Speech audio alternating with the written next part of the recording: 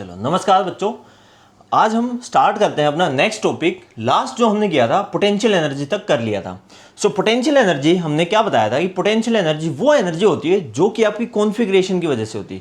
Configuration means जैसे आपके toys होते हैं, टॉयज में जो चाबी भरते हो उस टाइम पे स्प्रिंग होता है। स्प्रिंग आपकी कोई हाइट तो रखता नहीं है, लेकिन उसमें पोटेंशियल एनर्जी स्टोर होती है। और पोटेंशियल एनर्जी को हमने डिफाइन किया था कि वो एनर्जी जो वर्क आप कोई करोगे वो स्टोर हो, जो वर्क डन स्टोर होगा in the form of potential energy. जब किसी ऑब्जेक्ट को आप एक सरफेस से किसी हाइट तक लेके जाओगे तो वहां पे जो आपको वर्क करना पड़ेगा, वर्क डन जो होगा वो जिस फॉर्म में स्टोर होगा वो आपका पोटेंशियल एनर्जी है। सो लास्ट जो हमने लेक्चर खत्म किया था उसमें एक क्वेश्चन किया था वेरिएबल फोर्स का। चलो लेक्चर स्टार्ट करते हैं हमने एक क्वेश्चन के साथ, और क्वेश्चन नंबर है आपका एग्जाम्पल 5.4। एग्जाम्पल 5.4। अब इस एग्जाम्पल को अगर आप देखो, मैं पढ़ता हूं, आपके पास बुक है तो बुक खोल लो। इन ए बैलिस्टिक डेमोन्स्ट्रेशन, बैलिस्टिक होता है आपका जो डैमेज करती है, बुलेट या फिर कुछ भी जो चीज़ हार्म कर सकती है नेक्स्ट वाले को, या फिर बहुत हाई स्पीड से जो चीज़ चलती है, बैलिस्टिक मिसाइल जैसे होती है। ओके, इन अ बैलिस्टिक डेमोन्स्ट्रेशन अ पुलिस ऑफिसर फायर से बुलेट, एक बुलेट को फायर किया गया। मास है बुलेट का, mass of the bullet is 50 grams. ठीक है, with a speed, initial speed is 200 meter per second on a soft plywood, एक सॉफ्ट प्लाईवुड है उसके ऊपर। ठीक है, तो यहां से एक बुलेट गई, इस प्लाईवुड के ऊपर लगी। द बुलेट एमर्ज, ये जो यहां से बुलेट पेनिट्रेट करा इसको और इसके बाहर निकल गई। अब जो यहां पे काइनेटिक एनर्जी गिवन क्या है, the bullet emerge with 10% of its initial kinetic energy. ये जो इनिशियल काइनेटिक एनर्जी है इसका 10% ही काइनेटिक एनर्जी का बचा।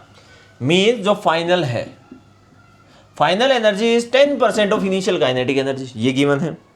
आपको निकालना है speed of the bullet, bullet की स्पीड निकालनी है आपको कि इस बुलेट की स्पीड क्या होगी फाइनल केस में। इनिशियल गिवन है तो फाइनल केस में बुलेट की स्पीड क्या होगी। ठीक है, ये निकालना है आपको। बताओ कैसे निकाल सकते हैं? क्या हम काइनेटिक एनर्जी नहीं निकाल सकते इसमें से? देखो काइनेटिक एनर्जी का फॉर्मूला होता है ½ mv²। So initial kinetic energy will be equals to 1/2 mui²। That means you will have 1/2 mass, mass gram में है, केजी में क्या हो जाए 0.05, this will be in kg 10⁻³ so 0.05 multiplied by 200, ये यूनिट आपके एसआई में, यस, तो इसका स्क्वायर। यहां से अगर आप देखो क्या आ जाएगा, it will B 5/100 into 2 into 200 into 200। ठीक है, 200 से 200 कट जाएगा, 200 इंटू 5 दैट मीन्स 1000। ये हो गया आपकी इनिशियल काइनेटिक एनर्जी। क्या होगी बेटा? Initial kinetic energy. अब we need to find final kinetic energy which is only 10% of this initial, means 10% आपका initial का क्या हो जाएगा? 10% of initial, 10% का मतलब होता है divide by 10, 1/10 of initial that is 1000, means जो आपकी फाइनल काइनेटिक एनर्जी हो जाएगी दैट विल बी 100 जूल्स। वो आपकी 100 जूल्स बचेगी। 1000 जूल से मूव कर रही है, कुछ इस प्लाईवुड ने एब्जॉर्ब कर ली, और जो बची वो क्या है आपकी 100 जूल्स। अब इस 100 जूल्स की काइनेटिक एनर्जी से ये ऑब्जेक्ट और ये बुलेट मूव करेगी finally. K final will be 100, that will be equals to 1/2 mv²। आपको वी फाइनल निकालना है, V final square will be equals to 200 divide by 0.05, ये आ जाएगा 200 divide bye 5 into 100।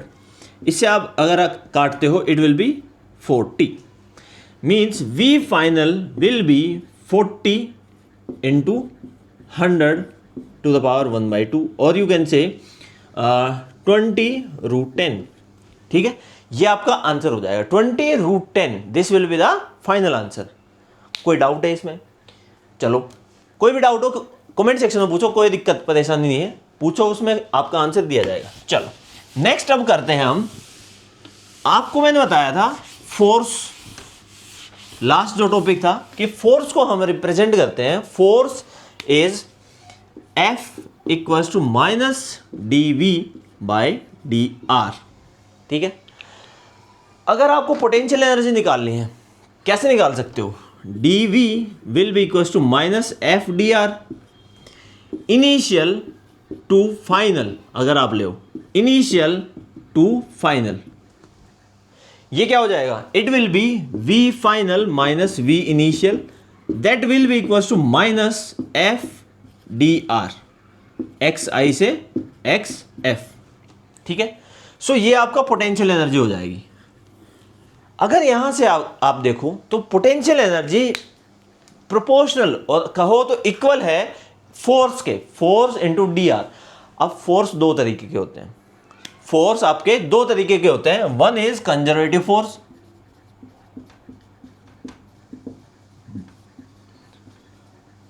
Second one is non conservative force.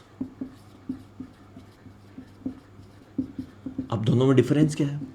Conservative जो conserve है ना, नहीं, conservative वो फोर्स होते हैं जहां पर ये जो फोर्स है ये आपका डिपेंड ना करे कि आपने कितना पाथ ट्रेवल किया है।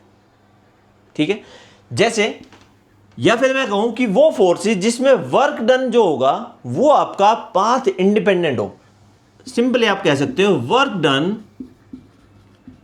Is path independent. यहां पर work done is path dependent. कैसे? देखो, नॉन कंजर्वेटिव फोर्स का एग्जांपल है फ्रिक्शनल फोर्स। इसका एग्जांपल देखो, फ्रिक्शनल फोर्स। अब फ्रिक्शनल फोर्स में जो वर्क डन होगा वो डिपेंड करेगा, या फिर जो फोर्स है वो डिपेंड करेगा, वर्क डन या फोर्स कुछ भी कह सकते हो, जो फोर्स है वो डिपेंड करेगा आपने कितना पाथ ट्रेवल किया है। ठीक है, जितना पाथ ट्रेवल करोगे उतनी आप हीट के फॉर्म में एनर्जी लॉस करोगे, वो आप वर्क डन कर रहे हो। जितना पाथ ट्रेवल करोगे उतने आप हीट के फॉर्म में एनर्जी लॉस करोगे in case of frictional force. So frictional force के केस में डिपेंड करता है कितना पाथ आपने ट्रेवल किया। But in case of conservative force, इसका एग्जांपल है ग्रेविटेशनल फोर्स। क्या एग्जांपल है? Gravitational force. देखो, ग्रेविटेशनल फोर्स में क्या होता है, कल मैंने आपको जो बताया था, अगर आप सीढ़ियां चढ़ते हो, अगर आप स्टेयर्स पे चढ़ते हो, तो यहां से अगर आप चींटी की तरह यू मूव किए हर एक स्टेयर के ऊपर, ठीक है, तो जो वर्क डन है वो इस पाथ के ऊपर तो डिपेंड ही नहीं करेगा, वो डिपेंड करेगा इनिशियल और फाइनल। इनके बीच में स्ट्रेट लाइन खींच दो, जो डिस्प्लेसमेंट होगा उसके ऊपर डिपेंड करेगा। सो जो कंजर्वेटिव फोर्स है वो इनिशियल और फाइनल पोजीशन के बीच में डिपेंड करता है, इनिशियल और फाइनल के ऊपर डिपेंड करता है। लेकिन जो नॉन कंजर्वेटिव फोर्स है वो आपका डिपेंड करेगा पाथ क्या फॉलो किया है। अब ये क्यों बताया? क्योंकि जो ये फोर्स है ये इंक्लूड करता है both conservative plus non conservative. Means ये जो फोर्स है, जो पोटेंशियल एनर्जी है, equals to minus integration force, both force conservative as well as non conservative, उनका dr मीन्स योर चेंज, और हम गए इंटीग्रेशन विद डिस्प्लेसमेंट, और जितना पाथ हमने ट्रेवल किया है। आई होप ये क्लियर होगा। ठीक है, अब आगे बढ़ते हैं। सबसे इंपॉर्टेंट टॉपिक जो हम कहेंगे, जिसमें मोस्ट ऑफ द न्यूमेरिकल्स आपके बनते हैं, कंजर्वेशन ऑफ एनर्जी। कौन सा बेटा? Conservation of energy. So conservation of energy, जैसे हमने कंजर्वेशन ऑफ मोमेंटम किया था वैसे हम करेंगे कंजर्वेशन ऑफ एनर्जी, और 12th क्लास में आप जा करोगे कंजर्वेशन ऑफ चार्जेस। चार्ज भी आपके कंजर्व होते हैं। ठीक है, चलो, तो next topic we have is conservation of energy. Now इसमें आपको थोड़ा याद करना पड़ेगा कुछ फॉर्मूले जो हमने स्टार्टिंग से अब तक किए हैं। नेक्स्ट टॉपिक क्या है आपका? Conservation of energy. मान लो एक फोर्स F लग रहा है किसी भी ऑब्जेक्ट के ऊपर, उस F फोर्स की वजह से हमने वर्क एनर्जी थ्योरम करी थी कि जो चेंज इन काइनेटिक एनर्जी है, यहां से लिखते हैं, change in kinetic energy will be equals to F delta x। बहुत मेजर हम इंटरवल मान लेते हैं। So change in kinetic energy will be F delta x, ये पढ़ा था हमने, using work energy theorem. Next, अभी हमने थोड़ी देर पहले पढ़ा है कि जो आपका चेंज इन पोटेंशियल एनर्जी है वो होता है माइनस एफ डेल एक्स। अभी बताया था ना मैंने, force equals to minus D V by D R. So R को इधर लेके जाओगे और इंटरवल साइज बढ़ाओगे, दैट मीन्स डी डिफरेंशिएशन होता है जब आप इंटरवल बहुत छोटा करते हो, tends to zero, limit tends to zero, तब आपका डी आता है। लेकिन उसको बड़ा कर दोगे तो डेल्टा आ जाएगा, मीन्स एक ट्रायंगल आ जाएगा। तो वहां से ये आप यहां देख सकते हो, ये आपका आया है from potential energy, potential energy से आया ये, ठीक है। अब अगर इन दोनों इक्वेशन को देखो तो क्या हम इसको इक्वेशन 1 मान लो, इसको इक्वेशन 2 मान लो। इक्वेशन 2 में इक्वेशन 1 को सब्स्टिट्यूट कर सकते हैं, बिल्कुल कर सकते हैं। क्या हो जाएगा, del V will be equal to minus del K. इसको और कैसे लिख सकते हो, del V plus del K will be equal to zero. और इसको कैसे लिख सकते हो, change in potential plus kinetic energy will be zero. This is the form of your conservation of energy. कैसे, देखो ये जो इक्वेशन है ये आपको बता रही है कि जो चेंज होगा किस में, पोटेंशियल एनर्जी में, और उसके साथ ऐड कर दो काइनेटिक एनर्जी। दोनों एनर्जी को अगर ऐड करते हो और उनका चेंज देखते हो in case of conservative force, in case of conservative force अगर आप पोटेंशियल और काइनेटिक को ऐड करते हो और उसमें चेंज देखते हो तो वो जीरो होगा। समझ आया, थोड़ा और समझो। इसका मतलब है कि जो आपका initial potential energy plus final potential energy plus, या फिर हम कहें चेंज देख रहे हैं ना, तो initial potential energy plus initial kinetic energy equal हो जाएगी आपकी final potential plus final kinetic. Change यही तो होगा, v को उधर ले जाओ, k को इधर ले जाओ, you will have change. That means v final minus v initial plus k final minus k initial, that will be zero. Change in v plus change in k will be zero, ठीक है।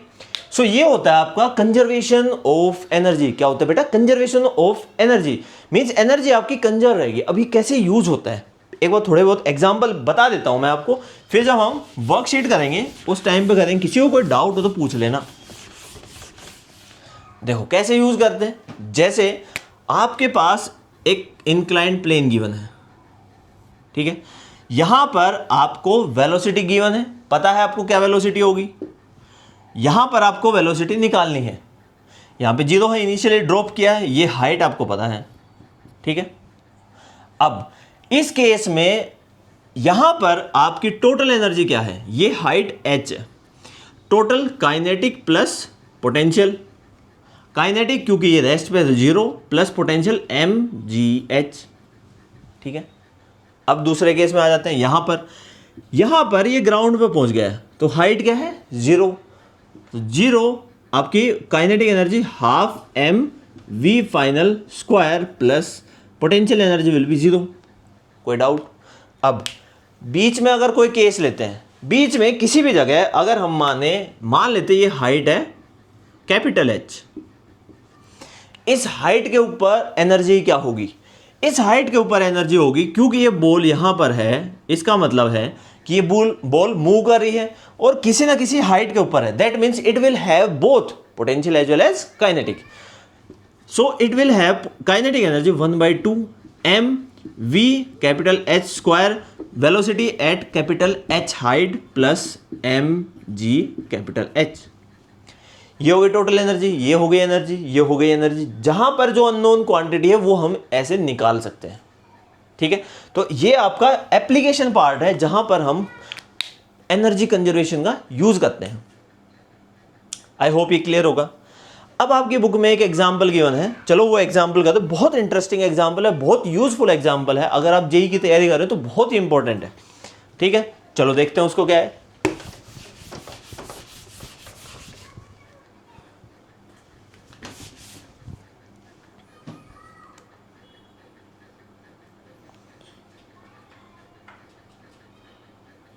We have example number 5.7। 5.7 में देखो हमने अभी तक जो third chapter में किया था सर्कुलर मोशन, वो जो सर्कुलर मोशन था वो ऐसे था, किसी ऑब्जेक्ट को आप हॉरिजॉन्टली मूव कराते हो तब। क्या हो अगर हम ऑब्जेक्ट को वर्टिकली मूव कराएं, मींस ऐसे किसी ऑब्जेक्ट को जब हम मूव कराएंगे तो क्या होगा, उसका ये एग्जांपल है और उसका एक क्वेश्चन बना के दिया गया है। चलो क्वेश्चन देखते हैं। अ बॉब ऑफ मास, एक बॉब है जिसका मास है m, ठीक है, सस्पेंडेड बाय एल लेंथ, एक स्ट्रिंग है जिसकी लेंथ l है, इससे एक बॉब को अटैच किया गया है, ठीक है। It is imparted A horizontal velocity v note, इसकी यहां पर इनिशियल वेलोसिटी आपको गिवन है v नोट है, ठीक है, हॉरिजॉन्टल है। लोवेस्ट पॉइंट, ये पॉइंट a मान लेते हैं, ठीक है। Such that it completes a semi circular trajectory, ये सेमी सर्कुलर ट्रेजेक्ट्री कंप्लीट करता है। कंप्लीट बना लेते हैं पहले तो, ठीक है। इन द वर्टिकल प्लेन, ये वर्टिकल प्लेन में, okay, with a string becoming slack only reaching the top most point. Top most point ये है जिसको इसने नाम दिया C, इस पॉइंट पे स्लैक कर रहा है। स्लैक का मतलब है कि उसमें टेंशन जीरो, टेंशन नहीं बचती, उसमें टेंशन जीरो हो जाती है, ठीक है, ओके। शो कर रखा है फिगर में। Obtain an expression for V naught, V naught की क्या वैल्यू होगी। Second, the speed at the point B and C, B जो पॉइंट है वो आपका यहां पर है, ये पॉइंट बी है, इस पॉइंट पे क्या वेलोसिटी होगी, सी पॉइंट पे क्या वेलोसिटी होगी, आपको निकालना है। Comment on the nature of the trajectory, trajectory का नेचर क्या होगा, कि इसको एकदम से छोड़ दें तो क्या होगा, ठीक है। चलो अब यहां पर अगर थोड़ा ध्यान दे तो फ्री बॉडी डायग्राम के बहुत सारे हमने क्वेश्चन किए हैं, उससे ही होगा ये। चलो तीनों पॉइंट पे फ्री बॉडी डायग्राम बनाते हैं।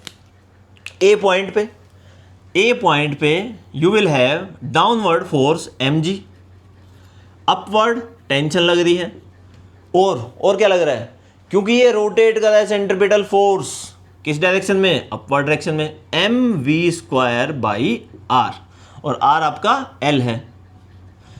पॉइंट C पे आ जाते हैं। C पॉइंट पे क्या होगा, डाउनवर्ड mg, और टेंशन, रस्सी भी नीचे है, इस पॉइंट पे रस्सी भी नीचे होगी, so tension will be on downward direction, और क्या होगा, centripetal force mv² by l। इसको रेफरेंस पॉइंट मान लेते हैं, 0 0 मान लेते हैं, ठीक है। तो 0 0 के ऊपर पॉजिटिव, नीचे नेगेटिव, समझ आ गया। बी पॉइंट पे नीड पड़ेगी नहीं फ्री बॉडी डायग्राम की, चलो, क्योंकि उसमें एक्स और वाई दोनों हो जाएगा, डाउनवर्ड आपका mg हो जाएगा और इस साइड में टेंशन हो जाएगी, सेंट्रीपिटल फोर्स हो जाएगा, एक्स वाई में रिजोल्व करना पड़ेगा, कोई मतलब नहीं है, उसको हम डायरेक्ट निकाल लेंगे, देखते हैं कैसे। और यही एप्लीकेशन पार्ट है आपका कंजर्वेशन ऑफ एनर्जी का। चलो अगर यहां पर देखें, ये जो फर्स्ट पॉइंट है ए पॉइंट पे, इस पॉइंट पे टेंशन अपवर्ड, तो यहां पर हम निकाल देते हैं F net, net force will be equals to net acceleration, यहां पर ये एम ए ही है, force, centripetal force, net acceleration, so ऊपर की side T minus M G will be equals to mv² upon l, और ये हो जाएगा नेगेटिव, क्योंकि L नीचे लिया है आपने, L नीचे लिया है, ठीक है, तो ये नेगेटिव हो जाएगा। इस पॉइंट पे क्योंकि ये स्लैक कर रहा है, स्लैक का मतलब टेंशन जीरो है, सी पॉइंट पे टेंशन जीरो है, तो इस केस में आपका mg downward will be equals to mv² upon l, इसके इक्वल हो जाएगा, ठीक है, समझ आ गया। अब यहां पे निकालते हैं टोटल एनर्जी, यहां पे क्या निकालते हैं, टोटल एनर्जी, ये नेगेटिव नहीं होगा, ये तो फोर्स है, ठीक है, यहां पे निकालते हैं टोटल एनर्जी। इस केस में टोटल एनर्जी क्या हो जाएगी, ए पॉइंट पे total energy will be half 1/2 mv² minus mgl, ये माइनस क्योंकि ये रेफरेंस पॉइंट है इसलिए, ठीक है। तो ये हो गया ए पॉइंट पे। सी पॉइंट पे हाफ mvc² प्लस mgl, क्योंकि ऊपर पॉजिटिव, ये हो जाएगा टोटल एनर्जी। क्या एनर्जी कंजर्व होती है एक सिस्टम में, yes, so energy conservation means ये एनर्जी ए पॉइंट पे और बी पॉइंट पे जो एनर्जी है वो इक्वल होगा। चलो दोनों को इक्वेट कर दो, you will have 1/2 mv0² minus mgl, that will be equals to 1/2 mv² plus mgl। ठीक है, इस इक्वेशन का यूज करो यहाँ पे। mv² जो है c पॉइंट पे जो वेलोसिटी है इसको c मान लेते हैं। ठीक है, mvc² जो है इसकी वैल्यू यहाँ से क्या हम रख नहीं सकते? बिल्कुल रख सकते हैं। ये उधर चला जाएगा ये वाली टर्म, तो ये 2 टाइम्स हो जाएगा। 1/2 mv0² will be equals to 2mgl, ये हो गया plus 1/2 mvc² will be mgl। ये किसके इक्वल हो जाएगा? It will B 5/2 mgl, 5/2 mgl हो जाएगा। और यहां पर 1/2 mv0²। ठीक है, अब ये तो हो गया, आपकी इक्वेशन आ गई। ठीक है, चलो अब पॉइंट बी की निकालते हैं। बी पॉइंट पे क्या होगा? बी पॉइंट पे अगर हम देखें तो सेम टोटल एनर्जी निकालेंगे। टोटल एनर्जी निकाल के देखो, पहले तो यहां काट देते हैं।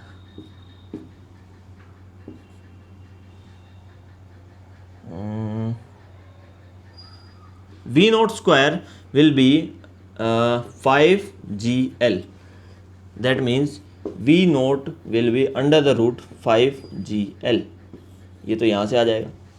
सिमिलर इक्वेशन यहां लगाएंगे। Total energy on point B, B point पे क्या हो जाएगा? आपकी एनर्जी 1/2 mvb² प्लस mg किस पे है? 0, that will B 1/2 mvb²।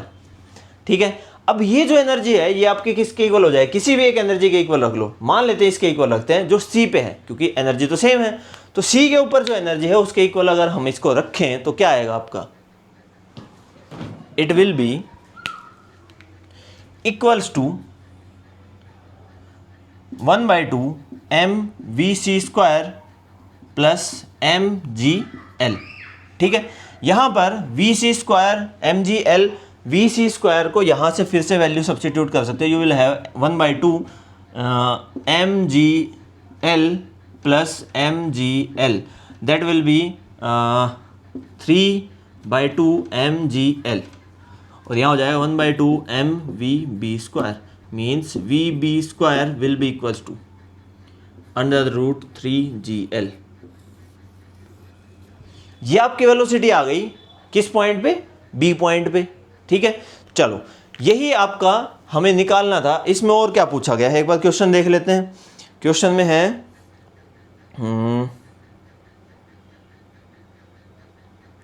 Speed at point C point पे क्या स्पीड होगी? सी पॉइंट पे स्पीड निकाल लेंगे। ये तो हो गई आपकी speed at point A. v0 आपकी स्पीड है पॉइंट ए पे। ए पॉइंट पे speed root 5gl, B point पे स्पीड, ये स्क्वायर उधर चला गया, रूट 3gl। और सी पॉइंट पे स्पीड निकालनी हो तो सी पॉइंट पे किसी भी दो इक्वेशन को आप सब्स्टिट्यूट कर लीजिए। यहाँ पर अगर आप रखते हो तो vb की वैल्यू रख दो और आपको वैल्यू आ जाएगी vc will be equals to, vc की वैल्यू आ जाएगी, velocity at c will be equals to under root gl, vb will be equals to root 3gl, और ये हो जाएगा v0 equals to root 5gl। Means अगर ये कंप्लीट सर्कल बनना है, अगर ये कंप्लीट सर्कल बनेगा तो ये स्पीड होनी चाहिए। जैसे ए पॉइंट पर अगर स्पीड है रूट 5gl तो ये आगे मूव करेगा, और बी पे अगर स्पीड है रूट 3gl तो ये और आगे मूव करेगा, और सी पे अगर स्पीड है रूट gl तो ये कंप्लीट सर्कल बनेगा। अगर इनसे कम स्पीड है तो सर्कल नहीं बनेगा, आपका कंप्लीट वर्टिकल मोशन नहीं हो पाएगा। ठीक है, कई बार देखा होगा किसी ऑब्जेक्ट को आप धीरे से मूव करते हो तो वो पूरा सर्कल बनाता ही नहीं है। सर्कल बनाने के लिए एक रस्सी से बांध के आपको तेज रोटेट करना होता है, क्योंकि कुछ ना कुछ मिनिमम स्पीड चाहिए उस ऑब्जेक्ट को रोटेट करा के कंप्लीट एक सर्कल बनाने में। आई होप कोई डाउट नहीं होगा। ठीक है, एक बार देख लेता हूँ, वीडियो ज़्यादा बड़ी नहीं होनी चाहिए। यस, 24 मिनट की है। चलो नेक्स्ट जो टॉपिक है स्प्रिंग वाला, वो हम कोलिजन के साथ कर लेंगे। ठीक है, पावर के साथ कर लेंगे। ठीक है, चलो मिलते हैं नेक्स्ट वीडियो लेक्चर में। ध्यान रखो, सब्सक्राइब करो हमारे चैनल को, ये बहुत ज़रूरी है। लाइक करो, शेयर करो, सब्सक्राइब तो करना ही करना है। ठीक है, मिलते हैं नेक्स्ट वीडियो लेक्चर में। Till then take care, bye.